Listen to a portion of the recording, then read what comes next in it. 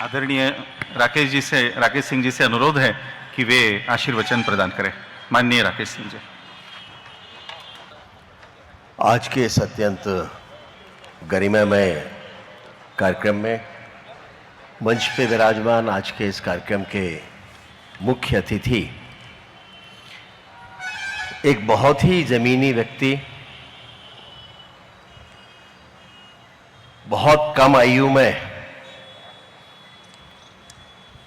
जिनकी पहचान उनके भीतर के नेतृत्व को परखते हुए भारतीय जनता पार्टी ने की।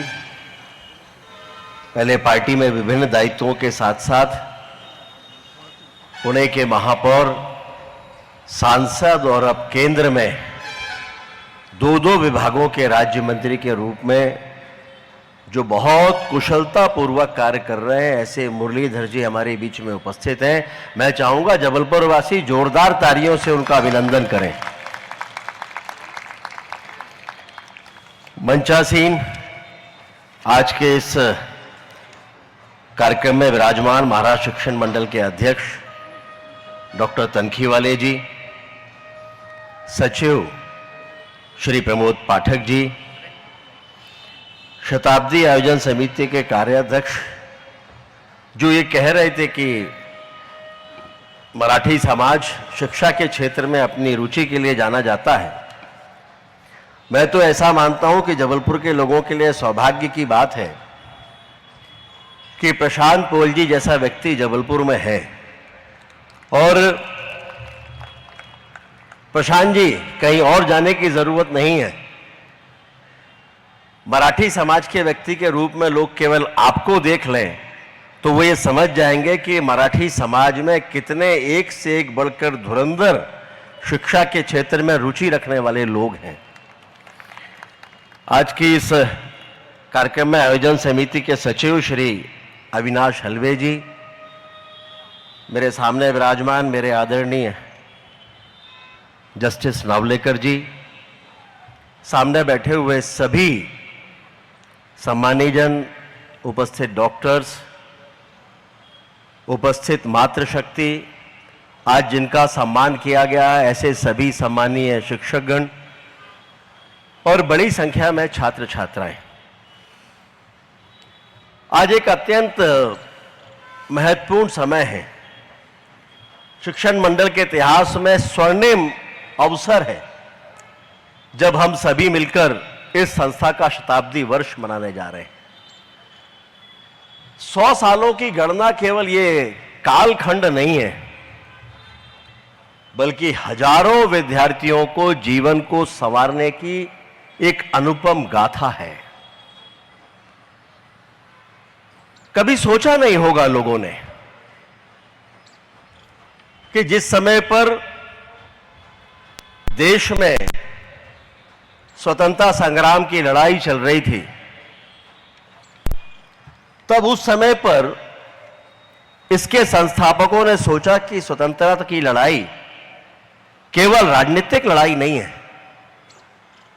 बल्कि शैक्षिक स्वतंत्रता की भी लड़ाई है। और इसीलिए मातृभाषा में शिक्षा का विचार इसी महत्वपूर्ण सोच का परिणाम था और इसी के साथ महाराष्ट्र हाई स्कूल की स्थापना का सपना न केवल वो साकार हुआ, बल्कि उसके बाद के ये 100 वर्ष हम लगातार देख रहे हैं। और जब एक बार पीछे पलटकर देखते हैं, अभी विस्तार से माननीय प्रशांत जी ने और अन्य वक्ताओं ने इसके पूरे कालखंड के बारे में बताया है। कितनी प्रगतिशील सोच रही होगी। शायद उनको यह भी मालूम था कि जब यह संस्था अपने 100 साल पूरे करेगी तो एक स्वर्णिम कालखंड की समाप्ति के साथ एक नई शुरुआत हो, इसके लिए ऐसा सुंदर उत्सव भी यहां पर मनाया जाएगा। यह बात सच है कि देश में मराठी समाज शिक्षा और साहित्य में रुचि रखने वालों के लिए जाना जाता है। मेरा महाराष्ट्र से राजनीतिक रूप से भी बड़ा करीब का संबंध रहा है। और जो कुछ मैंने महसूस किया है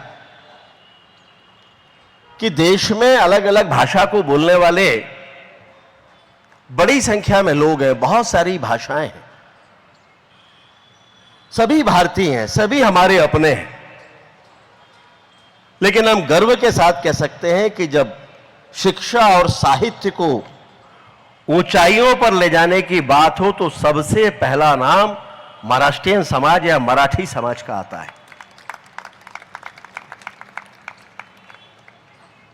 और उसके प्रमाण पूरे देश में अलग अलग स्थानों पर हमें मिलते हैं। जिस धीर गंभीरता के साथ